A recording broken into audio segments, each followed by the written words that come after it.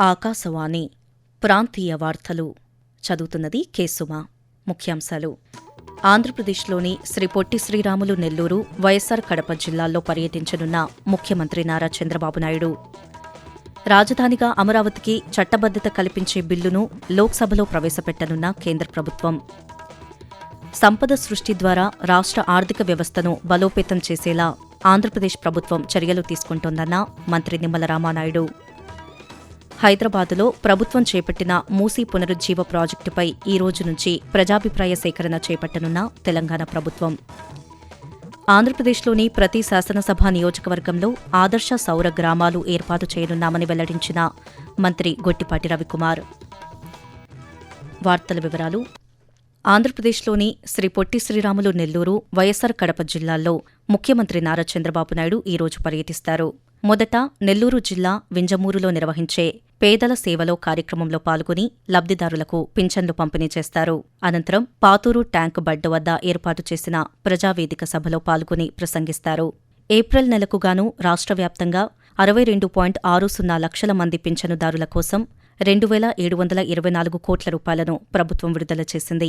ఈ కార్యక్రమం అనంతరం ముఖ్యమంత్రి కడప జిల్లాలోని ఒంటిమిట్ట చేరుకుని శ్రీ కోదండరామస్వామివారి కళ్యాణ మహోత్సవం సందర్భంగా సీతారాముల వారికి రాష్ట్ర ప్రభుత్వం తరపున పట్టువస్త్రాలు, తలంబ్రాలను సమర్పిస్తారు. ఈ మేరకు ముఖ్యమంత్రి పర్యటనకు సంబంధించిన అన్ని ఏర్పాట్లు చేసినట్లు అధికారులు తెలిపారు. రాజధానిగా అమరావతికి చట్టబద్దత కల్పించే బిల్లును కేంద్ర ప్రభుత్వం ఈరోజు లోక్సభలో ప్రవేశపెట్టనుంది. ఆంధ్రప్రదేశ్ పునర్విభజన చట్టం సవరణ బిల్లు పేరుతో ఈ బిల్లును లోక్సభలో ప్రవేశపెట్టనుంది. ఈ మేరకు కేంద్ర హోంశాఖ అధికారులు ఈ బిల్లును లోక్సభ బిజినెస్ జాబితాలో చేర్చారు. ఈ అంశంపై నరసరావుపేట పార్లమెంట్ సభ్యులు లావు శ్రీకృష్ణదేవరాయలు నిన్న ఢిల్లీలో మాట్లాడుతూ, పునర్విభజన చట్టం 2014లోని సెక్షన్ 5లోని సబ్సెక్షన్ 2కి సవరణలు చేయనుందని తెలిపారు. ఇప్పటికే అమరావతికి రాజధానిగా చట్టబద్దత కల్పించేందుకు ఆంధ్రప్రదేశ్ శాసనసభ ఏకగ్రీవ తీర్మానం చేసి కేంద్ర ప్రభుత్వానికి పంపిందని ఆయన తెలిపారు. సంపద సృష్టి ద్వారా రాష్ట్ర ఆర్థిక వ్యవస్థను బలోపేతం చేసేలా ఆంధ్రప్రదేశ్ ప్రభుత్వం చర్యలు తీసుకుంటోందని జలవనరుల శాఖ మంత్రి నిమ్మల రామానాయుడు తెలిపారు. కర్నూలు కలెక్టర్ కార్యాలయంలో నిర్వహించిన బడ్జెట్ అవుట్రీచ్ కార్యక్రమంలో మంత్రి టీజీ భరత్తో కలిసి ఆయన నిన్న పాల్గొన్నారు. ఈ సందర్భంగా మంత్రి రామానాయుడు మాట్లాడుతూ, అభివృద్ధితో పాటు సంక్షేమానికి ప్రభుత్వం ప్రాధాన్యతనిస్తోందని తెలిపారు. 2027 నాటికి పోలవరాన్ని పూర్తి చేసేలా పనులు చేయనున్నామని మంత్రి పేర్కొంటూ, కూటమి ప్రభుత్వం అభివృద్ధి, సంక్షేమం రెండు కళ్ళుగా ఈ రోజు ఈ రాష్ట్రంలో ముందుకు తీసుకెళ్తున్నటువంటి పరిస్థితి. అది కూడా ఎటువంటి పరిస్థితుల్లో మనం అభివృద్ధి, సంక్షేమాన్ని తీసుకెళ్తూ ఉన్నాం. ఆర్థిక పరమైనటువంటి ఇబ్బందులు, కష్టాలు ఈ రాష్ట్రాన్ని వెంటాడుతున్నటువంటి దశలో కూడా ఏ రకంగా అభివృద్ధిని, సంక్షేమాన్ని ఇస్తున్నామనే విషయాన్ని ప్రజలకు స్పష్టంగా తెలియజేయాలనే ఉద్దేశంతో ఈ యొక్క budget outreach programme. Hyderabad పరిధిలో ప్రభుత్వం చేపట్టిన మూసీ పునరుజ్జీవ ప్రాజెక్టుపై ఈ రోజు నుంచి ప్రజాభిప్రాయ సేకరణ చేపట్టనున్నామని తెలంగాణ ఉప ముఖ్యమంత్రి మల్లు భట్టి విక్రమార్క తెలిపారు.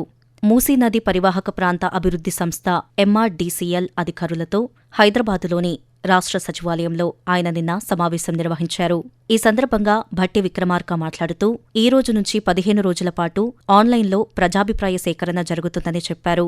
మూసీ పరివాహక ప్రాంత ప్రజలు, వేర్వేరు రంగాల నిపుణులు సలహాలు, సూచనలు చేయవచ్చని అన్నారు. ప్రాజెక్టుపై అభిప్రాయాలను mooseeproject@telangaana.gov.in మెయిల్ ఐడీకి పంపవచ్చని తెలిపారు. ప్రజలందరి భాగస్వామ్యంతోనే ఈ ప్రాజెక్టును ముందుకు తీసుకువెళతామని భట్టి విక్రమార్క వెల్లడించారు. ఆంధ్రప్రదేశ్ వ్యాప్తంగా చేనేత కార్మికులకు ఈ రోజు నుంచి ఉచిత విద్యుత్ అమలు కానుంది. ఈ మేరకు ప్రభుత్వం ఉత్తర్వులు జారీ చేసింది.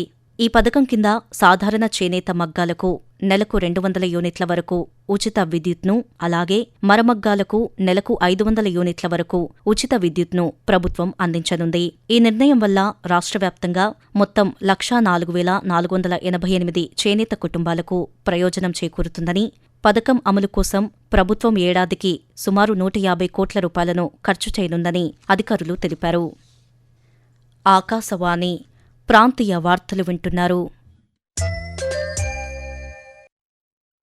ఆంధ్రప్రదేశ్లో పెట్రోల్, డీజిల్ కొరత లేదని పౌర సరఫరాల శాఖ మంత్రి నాదెండ్ల మనోహర్ తెలిపారు. విజయవాడలోని పౌర సరఫరాల శాఖ కార్యాలయంలో ఆయిల్ డీలర్లు అధికారులతో ఆయన నిన్న సమీక్షా సమావేశం నిర్వహించారు.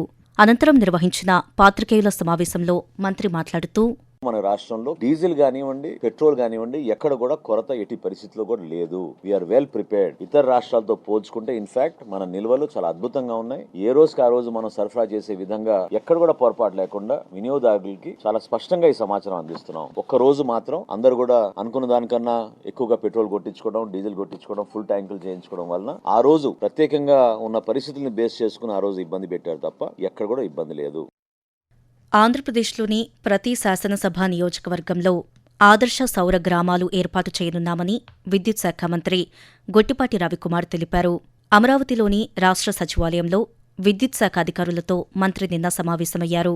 ప్రధానమంత్రి సూర్యఘర్, విద్యుత్ పంపిణీ సంస్థల పునర్వ్యవస్థీకరణ పథకం, ఆర్డీఎస్ఎస్ పథకాలు, వ్యవసాయ విద్యుత్ కనెక్షన్లు, లో వోల్టేజ్ సమస్యలపై ఈ సమావేశంలో సమీక్ష నిర్వహించారు.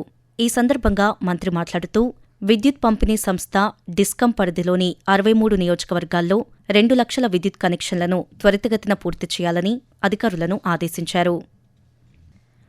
పరిపాలనలో పారదర్శకతకు ప్రాధాన్యమివ్వాలని ఆంధ్రప్రదేశ్ ముఖ్యమంత్రి నారా చంద్రబాబు నాయుడు స్పష్టం చేశారు. అమరావతి రాష్ట్ర సచివాలయంలోని ఆర్టీజీఎస్ నుంచి వివిధ శాఖల పనితీరుపై ముఖ్యమంత్రి నిన్న సమీక్ష నిర్వహించారు. ఈ సందర్భంగా చంద్రబాబు నాయుడు మాట్లాడుతూ, జిల్లాల పర్యటనల్లో ఆకస్మిక తనిఖీలు నిర్వహించి క్షేత్రస్థాయిలో పనితీరును అంచనా వేయాలని అన్నారు. ప్రభుత్వ ఉద్యోగుల సామర్థ్యాన్ని పెంచేందుకు అమరావతిలో రాష్ట్రస్థాయి శిక్షణా కేంద్రం, ప్రాంతాల వారీగా జోనల్ శిక్షణా కేంద్రాలు ఏర్పాటు చేయాలని ముఖ్యమంత్రి అధికారులను ఆదేశించారు. జనగణన ప్రక్రియలో భాగంగా దేశవ్యాప్తంగా గృహగణన కార్యక్రమం ఈ రోజు నుంచి ప్రారంభం కానుంది. తొలి దశలో భాగంగా ఈ కార్యక్రమం ఈ రోజు నుంచి సెప్టెంబర్ 30వ తేదీ వరకు అన్ని రాష్ట్రాలు, కేంద్రపాలిత ప్రాంతాల్లో నిర్వహించనున్నారు. ఈ గృహగణనలో భాగంగా 33 ప్రశ్నల ఆధారంగా ఇళ్ల పరిస్థితులు, కుటుంబ సభ్యుల వివరాలను అధికారులు సేకరించనున్నారు. ఆంధ్రప్రదేశ్లో గృహగణన మే 1వ తేదీ నుంచి 30 వరకు, తెలంగాణలో మే 11వ తేదీ నుంచి జూన్ 9 వరకు జరగనుంది. వాతావరణం.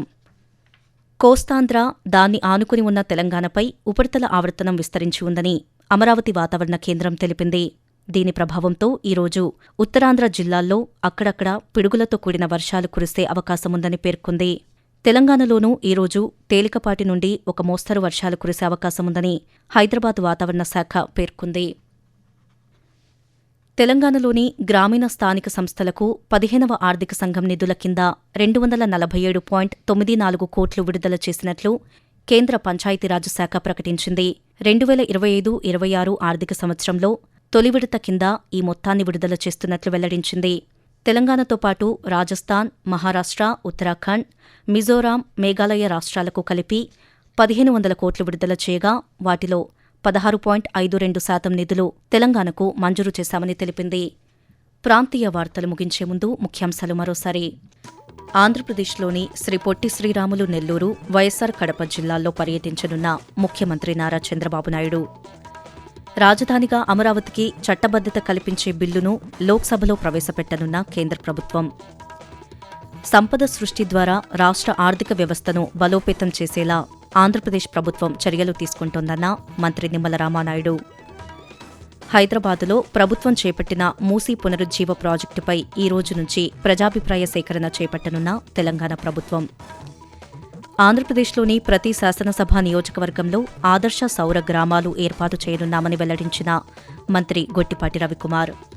ఆకాశవాణి ప్రాంతీయ వార్తలు ఇంతటితో సమాప్తం.